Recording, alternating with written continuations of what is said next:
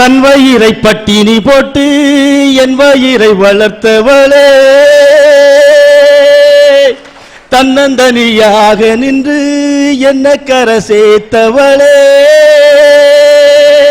இனி காத்திடவும் போற்றிடவும் அன்னை போல யாரு, என் தாயின் கோவிலை காக்க மறந்துட்ட பாவியடி கிளியே. தாய் எப்படிப்பட்டவையா? ஒரு ஆளு தாயை பத்தி குறைவா சொல்ல முடியுமா? ஆனா கல்யாணம் முடிஞ்ச உடனே வர்றாளே பாதகத்தி, வெட்டிடுறா, உறவை வெட்டி விட்டுறான். கல்யாணம் முடிஞ்ச 2வது நாள் எல்லாரும் மாதிரி நான் சினிமாவுக்கு கூட்டு போறதுக்கு என் பொண்டாட்டிய பைக்ல ஏத்துறதுக்கு பைக்கை ஸ்டார்ட் பண்ணேன். பைக் அங்க இருக்கு, எங்க அம்மா இங்க இருந்து கூப்பிடுறா. எப்பவும் கல்யாணத்துக்கு முன்னால என்ன கூப்பிடுவா பத்தியா ஆசையா. 3வது தெருவுல கிரிக்கெட் விளையாடிட்டு இருந்தா எங்க அம்மா இங்க இருந்து கூடுவா, ஏ ராசதோரா. நான் பாசத்தினால ஓடி வந்து 3 நிமிஷத்துல அம்மானு நிப்பேன். அதே மாதிரி அங்க இருந்து கூப்பிட்ட உடனே ஓடி வந்தேன். என்னம்மா அன்னை ஓடி வந்ததை அங்க இருந்து பார்க்க எங்க அம்மா பாதகத்தி பார்த்துட்டு பல்ல கடிக்க அக்கட்டக்க புட்டக்குங்க 3 பல்லு கீழே விழுந்துச்சு. கண்ணு வெளியே வருது.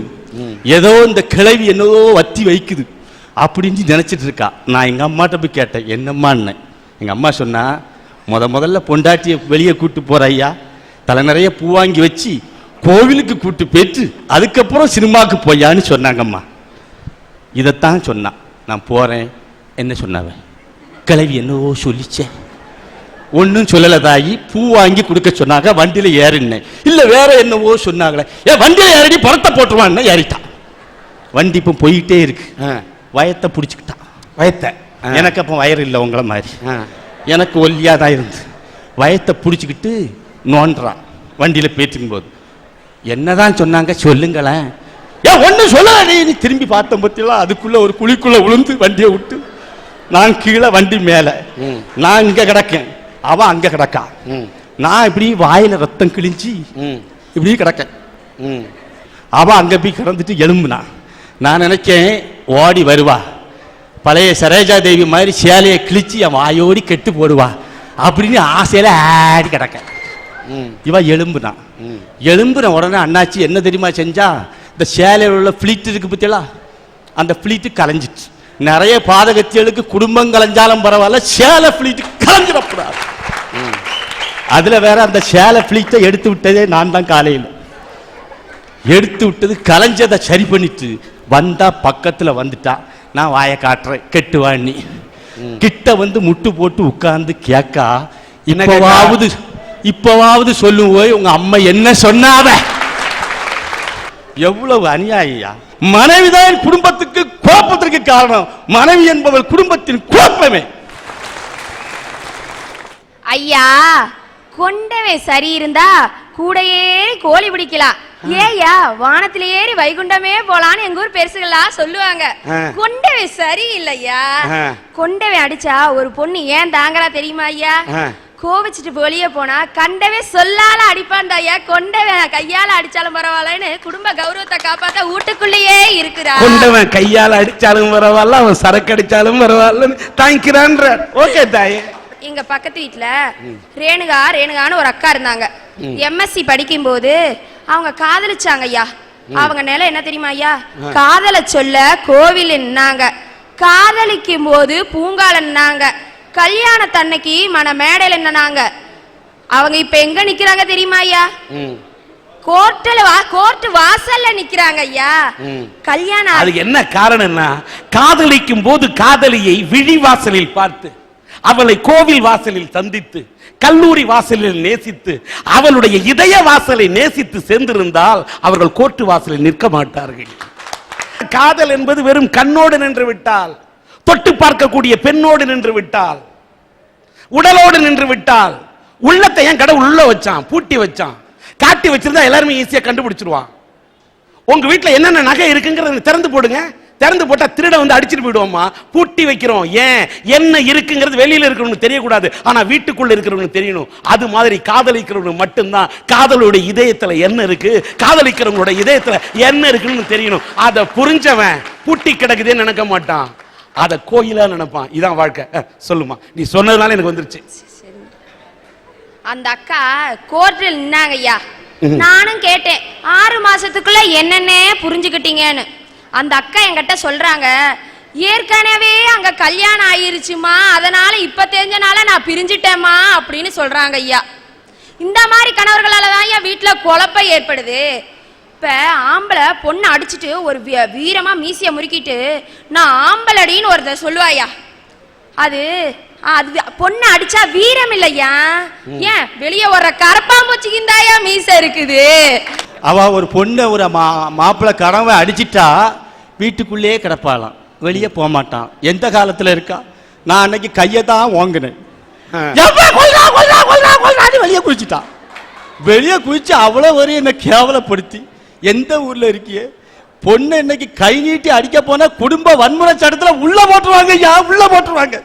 அன்னைக்கு தெரியாதனமா ஒரு வருஷத்துக்கு முன்னால லேசா தட்டிட்டேன். எதுக்கு தட்டினேன்னா ஒண்ணு இல்ல, தூங்கிட்டு கிடந்தா, எழுப்புறதுக்கு தான் தட்டினேன் ஐயா, எழுப்புறதுக்கு தான் தட்டினேன். அடிச்சுட்டான்னு அம்மா வீட்டுக்கு ஓடிட்டான். அம்மா வீட்டுக்கு போயிட்டா நல்லா இருக்கு நல்லா இருக்கு, நோ தங்கமணி என்ஜாய் அப்படின்னு நான் சந்தோஷமா இருந்தேன். போனவா சாயங்காலம் 5:30 மணி வண்டிக்கு திரும்பி வந்துருக்கான். நான் கேட்டேன், ஏடி என்ன அதுக்குள்ள திருப்பி வந்துட்ட? அது நீங்க என்ன அடிச்சியேன்னு சொல்லி நான் எங்க அம்மா வீட்டுக்கு போனேன்னா எங்க அம்மா எங்க அப்பாட்ட சண்டை போட்டு அவங்க அப்பா அம்மாவுக்கு போயிட்டான். குடும்பமே சண்டை போடுற குடும்பமா இருக்க, இதுல மனைவி குதூகலமா இருக்கும். கொடுமம்மா கொடுமை, குழப்பம்யா. மனைவி கிட்ட பாசமா பண்பா நடந்துக்கிறதா வீரம். அதனாலதான் சொல்றேன், குடும்பத்துல குழப்பத்திற்கு காரணம் கணவர்களே தான் ஐயா. என் வீட்டுக்காரி ஒரு கோலம் போட்டா, டிவிக்காரங்க ஒரு கோல போட்டி வச்சாங்க ஐயா. கோல போட்டி வச்சாங்க. 4 மணிக்கே எழும்பி கோலம் போட்டா. அன்னைக்கு தான் 4 மணிக்கு எழும்பியிருக்கான். கோலம் போட்டுட்டு என்ன கூப்பிட்டு அத்தான் வாங்க கோலம் போட்டிருக்கேன் நல்லா இருக்கான்னு பாருங்கன்னா. நான் போய் பார்க்கேன், எக்கா எங்க அம்மா படத்தை அப்படி வரைஞ்சி கோலமா போட்டிருக்கா. முடிக்கு கருப்பு நிறம், மூக்குத்தி எல்லாம் வச்சிருக்கா. எனக்கு சந்தோஷம் தாங்க முடியல. எடி அடி பயவுள்ள இவ்வளவு பாசம் எங்க அம்மா மேல வச்சிருந்தாடி, எனக்கு சந்தோஷமா இருக்காடின்னு.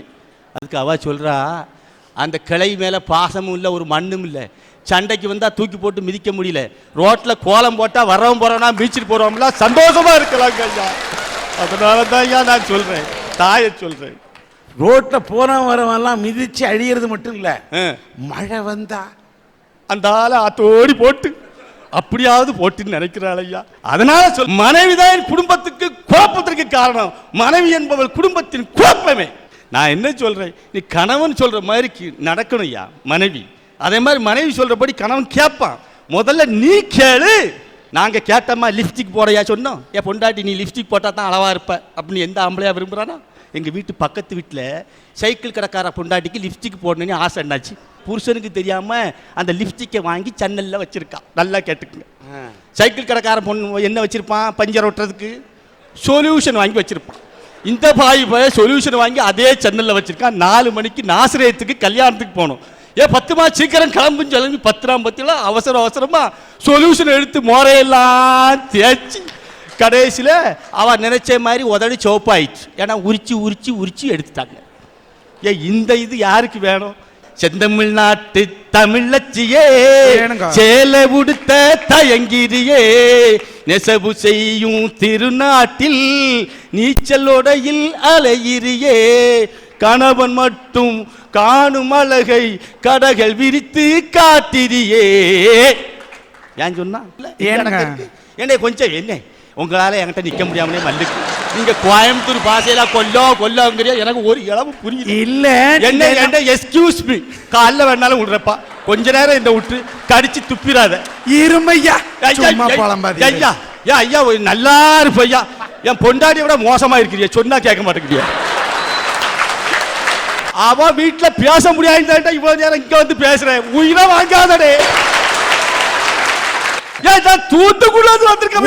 யாரையோ பொண்ணு கொடுத்த அதை சொல்லுமே எனக்கு. முதல்ல உனக்கு 4 பொண்டாட்டியை கட்டி விட்டா தான் ஒன்ன திருத்த முடியும். ஒரு பொண்டாட்டி போதாது. நான் எங்க அம்மாட்ட பொண்ணு பார்க்க சொல்லும்போது ஒவ்வொருத்தரும் ஒவ்வொன்று சொல்லுவானாச்சு. பொண்ணு சோப்பா இருக்கணும், சுண்டுனா ரத்தம் வரணும்பா. நான் என் பொண்டாட்ட சொல்லல, எங்க அம்மாட்ட என்ன சொன்னேன், எம்மா எனக்கு வர்ற பொண்ணு வத்தலோ தொத்தலோ கருப்போ சிவப்போ நெட்டையோ குட்டையோ எதா இருந்தாலும் பரவாயில்லை, ஆனால் பொண்ணு அடக்கமான பொண்ணாக இருக்கணும்னா. எங்கள் அம்மாவும் புரோக்கர்கிட்ட சொல்லியிருக்கான். புரோக்கர் 6 மாதமாக அலைஞ்சிருக்கான், பிச்சைக்கார மாதிரி தெருவோடி அலைஞ்சிருக்கான். ஒருத்தையும் சிக்கலை. கடைசியில் என்ன தம்பி வா, என்ன பொண்ணு கேட்ட? அடக்கமான பொண்ணு. வாணி 2 கிலோமீட்டர் நடத்தி கூட்டு போய் சுடுகாட்டுக்கு கூட்டு போயிட்டான். அங்கே போய் சொல்கிறான், தம்பி இது போன மாதம் அடக்கமான பொண்ணு, இது இந்த மாதம் அடக்கமான பொண்ணு, இது போன வாரம் அடக்கமான பொண்ணு, இது இப்போ சுட சுட அடக்கமான பொண்ணு இருக்குங்க. அப்போ அடக்கமே இல்லையே, நீங்க ஏன் நான் சொல்றதுல தப்பு சொல்றீங்களே? எதுக்கு சொல்றான்? ஏன் வீட்லயும் தொல்லை, நாட்டிலையும் தொல்லை. ரோட்ல பஸ்ல போனா ஒரு இடத்துக்கு கூட்டு போறேன்னு வைங்களேன், பொண்டாட்டியெல்லாம் பார்த்தாயா கூட்டு போனோம், அங்கிருந்தே அக்ரிமெண்ட் போட்டு எழுதி கையெழுத்து வாங்கிட்டு தான் தகராறு பண்ணாம வருவியா அப்படின்னு கேட்டு கையெழுத்து வாங்கி தான் கூட்டு வரணும். இல்லைன்னா பெரிய பிரச்சனை ஆக்கிடுவாயா. அன்னைக்கு பஸ்ஸில் 2 பொண்டாட்டி உட்கார்ந்துருக்கான், பின்னால ஒரு ஆம்பளை இருக்கான் என்ன மாதிரி. இந்த 2 பொம்பளையும், ஒருத்தி லேசா மழை அடிச்சு பார்த்துங்க சாரல், ஒருத்தி சன்னலை திறக்கா, ஒருத்தி அணைக்கா, ஒருத்தி என்ன பிரச்சனைன்னா, ஒருத்தி சொல்றா மழை வருதான், சன்னலை திறந்து வச்சா குளிர் அடிச்சு செத்து போயிடுவான். ஒருத்தி சொல்றா நான் சன்னலை அடைச்சி வச்சா நான் புழுங்கி செத்து போயிடுவேங்க. பின்னால ஒருத்த உட்காந்துருந்தா பார்த்தியா என்ன மாதிரி அப்ராணி. அவன் சொன்னா, ஓ கண்டக்டர் இங்கே வாரோம், நான் சொல்கிற மாதிரி கேளும், ஒழுங்காக வண்டி ஓடும், முதல்ல சன்னலை திறந்து வையும். ஒருத்தி குளிர் அடித்து செத்துருவான், 2வது சன்னலை அடைச்சிரும், 2வது சன்னலை அடைச்சிரும், இன்னொருத்தி புழுங்கி செத்து போயிடுவான். நம்ம அழகா வண்டியில் போயிடலாம். கண்டக்டர் கேட்டான், உம்ம பாட்டுக்கு சொல்லிட்டு பேர் வருவே, ஓய் அந்த 2 பேர் புருஷங்காரன் வந்து என்னெல்லாவே கேட்பான்னா. இவன் சொன்னா ஒன்றும் கேட்க மாட்டான், அந்த 2 சனியனையும் கட்டி அழுறது நான் தான், சந்தோஷமா இருக்கலாங்க. அப்ப என்ன, வீட்லையும் பொண்டாடி தொல்ல, வெளியே வந்தாலும் பொண்டாடி தொல்ல. அதனால தான் சொன்னா, ஒரு 3 முடிச்சாலே முட்டாளு ஆனே, கேளு கேளு தம்பி, நான் இருந்தேன் சேருக்குள்ளே, இப்போ விழுந்தேன் சேருக்குள்ளே. இது பாட்டு ஒன்று தான். ஆனால் தமிழ்நாட்டில் 6.5 கோடி பொண்ணு கனவு மாறணும் இதை தான் மனசுக்குள்ள பாடிட்டு இருக்கான். அதனால ஐயா, குடும்பத்தில் குழப்பங்கிறது மனைவியால குழப்பமே குழப்பை நான் சொல்றேன். குடும்பத்துல பொண்டாட்டி ஒரு பிரச்சனைன்னு பேச வந்திருக்கிறியா? குடும்பத்துல பொண்டாட்டி இல்லைன்னா ஏதிய நிம்மதி? அடுத்த ஜென்மத்தில் நான் மஞ்சுநாதனா பிறப்பேன். இந்த வேற அந்த மணி அந்த மகராசை தூத்துக்குடிக்கார கூமட்டில் குத்திப்படுவேன். மூஞ்சப்பாரு மூஞ்ச. அவர் அந்த ஜென்மத்தில் பிறக்கும்னு சொல்ல முடியுமா? மனைவி அமைவதெல்லாம் இறைவன் கொடுத்த வரமன்ன. நீ என்னவா பண்ணியோ உம்பண்டாட்டி உனக்கு அப்படி வந்து வாச்சு. அடுத்த ஜென்மன்னு ஒன்று இருந்தா இந்த ஆஞ்சநேயர்கிட்ட வேண்டியிருக்கேன், நீ எனக்கு மாப்பிள்ளையா பிறக்கணும்டா, கணவனா பிறக்கணும். இன்னைக்கு வளர்ந்ததெல்லாம் அன்னைக்கு நான் போட்டு வாங்கணும். ஒரு கணவனுக்கு ஒரு மரியாதை இருக்கா? எங்க மதிக்கிறா? இந்த மரியாதையை கொடுங்க, நாங்க உங்களை மதிக்கிறோம், காலில் விழுந்து கும்பிடுறோம். ஆனா ஒண்ணு ஐயா, எங்க வீட்டில் சண்டை நடக்கும், பயங்கரமா சண்டை நடக்கும் எனக்கும் பொண்டாட்டிக்கும். ஆனா ஒரே ஒரு வார்த்தை தான் சொல்லுவேன், அதிலே கட்டுப்பட்டு முடிச்சிருவா. இப்போ அருவாயை தூக்கிட்டு வரட்டுறான்னு வைங்களேன், என்ன நீ ஏன் சந்தோஷப்படு, அருவாயை தூக்கிட்டு வரட்டுறான்னு வைங்களேன், ஓடி வருவா, விரட்டுவா, ஓடுவேன், திரும்பி நிற்பேன், ஒரே ஒரு வார்த்தை சொல்லுவேன், அருவாய் கிளை போட்டுருவா. என்ன தெரியுமா சொல்லுவேன்? மன்னிச்சுக்கேன்னு சொல்லுவேன். இதை எல்லாரும் செஞ்சுட்டா பிரச்சனை இல்லை. அதை இத்தனை நாளா செய்யாமதை இந்த வேதாளம் ஜங்கு ஜங்குன்னு குதிச்சிருக்கும் போல இருக்குது. நான் கேட்குறேன்யா, பொம்பளை கழுத்தில் இருக்கிறதுனால தாலியை தொங்கிட்டு இருக்குது. ஆம்பளை கழுத்தில் இருந்தா அது கழுத்தில் இருக்குமா? வரிசையா டாஸ்மார்க் கடையில் தொங்கு. அவன் கணக்கு போட்டு வச்சிருப்பேன், இது சுப்பன முதலியார் தாலி, இது ரங்கப்பகாமட்ட தாலி, இது சோமசுந்தரம் தாலி. அதனாலதான் கடவுளா பார்த்து சில பொறுப்புகளை பொம்பளை கிட்ட கொடுத்த. உண்மையே சத்தியமா சொல்றேன் ஐயா, உங்க பொண்டாட்டிக்கு பொறுமைக்கான நோபல் பரிசு கண்டிப்பா இந்த வருஷம் நான் ரெக்கமெண்ட் பண்றேன். தூத்துக்குடியில பிரச்சனைன்னு புறப்பட்டு நாமக்கலுக்கு வந்தா, நாமக்கல் நீ இப்படி ஒரு பிரச்சனையா நொந்துட்டயா? ஆனா ஒரு அருமையான மனைவி வச்சு மேய்க்க முடியாம அவர் கஷ்டப்படுறாரு. தெரிஞ்சிட்டமையா, நான் தெரிஞ்சிட்டமையா ஐயா, அவங்க காலில் வந்து நான் தெரிஞ்சிட்டமையா, இனிமேல் என் மனைவியை பற்றி ஒண்ணுமே சொல்ல மாட்டோம்யா, தெரிஞ்சிட்டமையா. இனிமேல் வர்ற மனைவியை நல்லா வச்சிருப்பையா. எனக்கு ஒரு பொண்ணு பாருங்க ஐயா. ஒன்னான சாமி ஒதுங்கி நிக்குதாமா, பொடக்காளி சாமி புங்கிலையும் கேக்குதாமா, சாமியே நடந்து போகுதாமா, இந்த பூசாரிக்கு புல்லட்டு வேணுமாம் ஐயா. ஐயா, எங்க தெருவில் 2 அண்ணன் தம்பி இருந்தாமையா, கல்யாணத்துக்கு பிறகு வந்ததே வேண இந்த பாதகத்தி வந்தா குடும்பத்தை பிரிச்சதும் பரவாயில்லன்னு சொத்தை பிரிக்க சொன்னான். எங்க ஊர் நாட்டாம இதுல விவரமானவர். 10 மணிக்கு நான் சொத்தை பிரிக்கன்னு வர சொன்னா காலைல 6 மணிக்கே விடிய காலம் வந்து காத்து கிடப்பான். அப்படிப்பட்ட ஆளு. அந்த ஆளு பிரிச்சான், எல்லாத்தையும் பிரிச்சான், வீட்டை பிரிச்சான், தோட்டத்தை பிரிச்சான், எல்லாத்தையும் பிரிச்சான். கடைசியில் ஐயா ஒத்த தென்னை மரம் இருந்தியா, நல்லா கவனிச்சிங்க, ஒத்த தென்னை மரம். அண்ணன் சொன்னா, ஏடி என் தம்பி 15 வயசுல இளையவன், அவனை நான் பெத்த புள்ள மாதிரி தோல்ல போட்டு வளர்த்தேன், இந்த ஒத்த தென்னை மரத்தையும் தம்பிக்கே கொடுத்துருவோன்னு சொல்லி பொண்டாட்டிட்டு சொன்னான். தம்பி சொன்னா, ஏடி எங்க அண்ணன் எங்க தகப்ப மாதிரி காலில் விழுந்து கும்பிடக்கூடிய அளவுக்கு மரியாதை உள்ளவன், அந்த அண்ணனுக்கு இந்த ஒத்த தென்னை மரத்தை கொடுத்துருவோன்னு தம்பி பொண்டாட்ட சொன்னான். தம்பி பொண்டாட்டி, இங்க பாரு, ஒன்று தென்னை மரம் நமக்கு வரணும், இல்லை நீர் தெருவில் போனோம். என்னையா செய்யுது? பிரிச்சுட்டாங்க. அண்ணனுக்கு மேலே உள்ள பாதி தென்னை மரம் அண்ணனுக்கு, கீழே உள்ள பாதி மரம் தம்பிக்கு. எப்படி இருக்கு? இந்த பாலா போன தென்னை மரம் அது வரைக்கும் காய்க்கலையா, காய்க்கலை. எப்போ பிரிச்சானோ கொலையா காய்க்க ஆரம்பிச்சிட்டு. இப்போ அண்ணனுக்கு மேலே போதி புத்தியெல்லாம் அண்ணன் தேங்காவை வெட்டுறதுக்கு மரத்தில் காலை வச்சு ஏறுறாரு. அடிமரம் யாருக்கு? தம்பிக்கு. தம்பி பொண்டாட்டி ஓடி வரா, கீழே காலை வச்சிடக்கூடாது, கீழே உள்ள மரம் எங்க மரம்னா.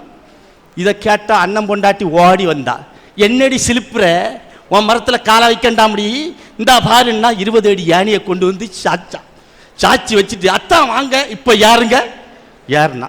அண்ணன் ஏறி மேலே போய் அருவாயை எடுத்து தேங்காயை வெட்ட போறான்.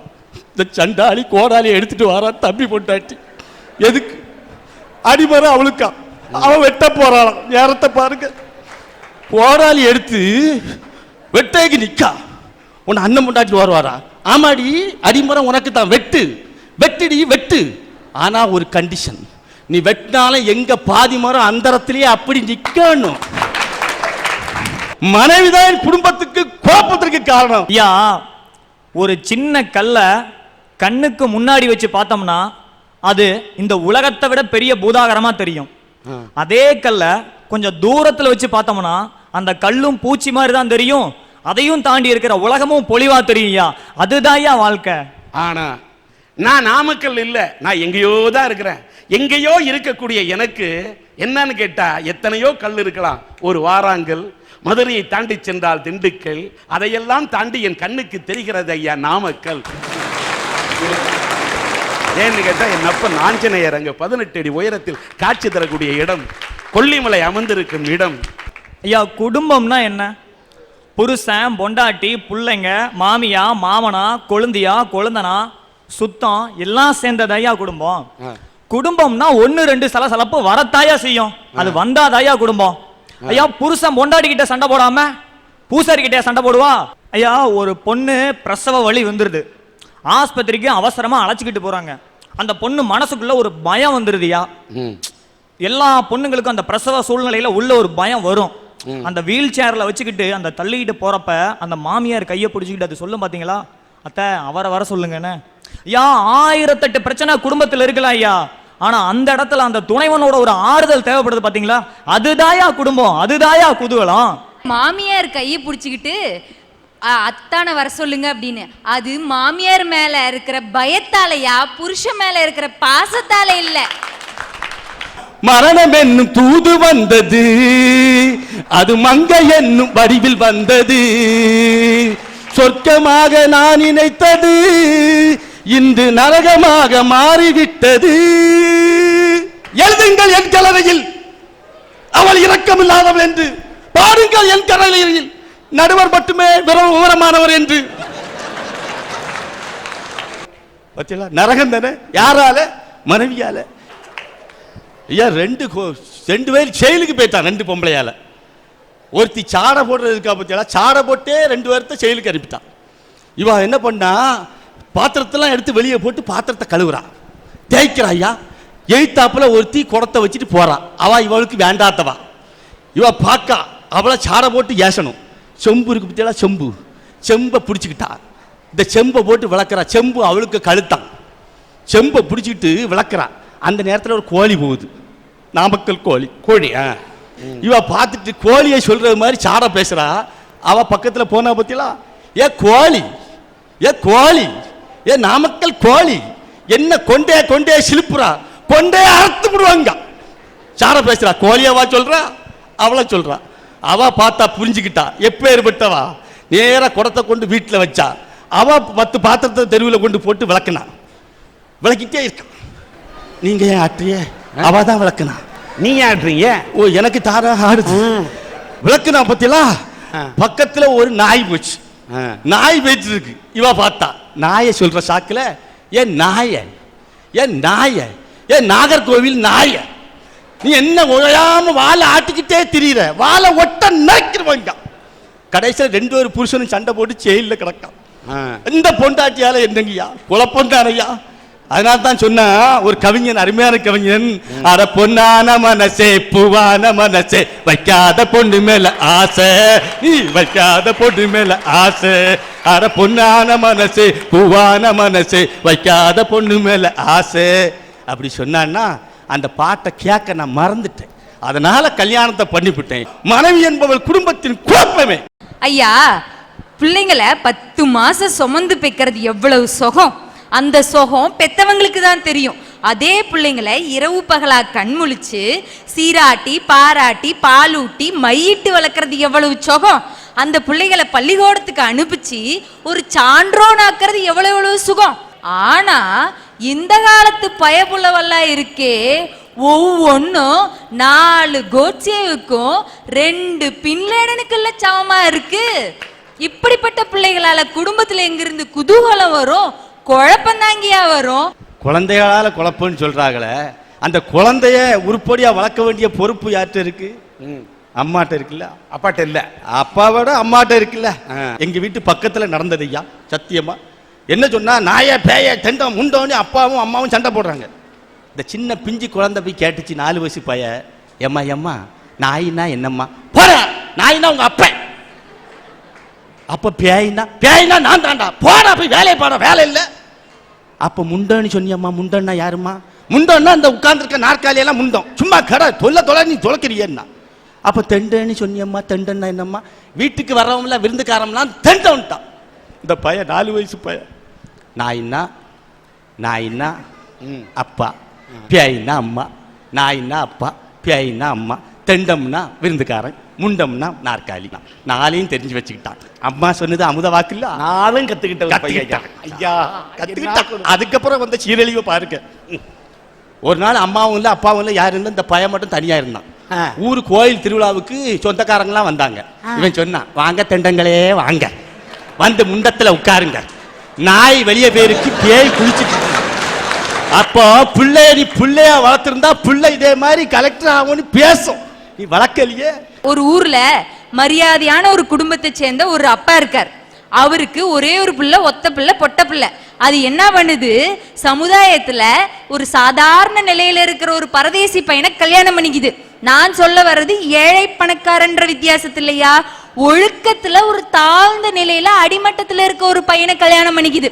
அப்படி கல்யாணம் பண்ணிக்கும் போது அந்த அப்பா, அதே ஊர்ல 1000 பேருக்கு தாலி எடுத்து கொடுத்து நல்லா வாழுமான்னு ஆசீர்வாதம் பண்ணியிருப்பாரு.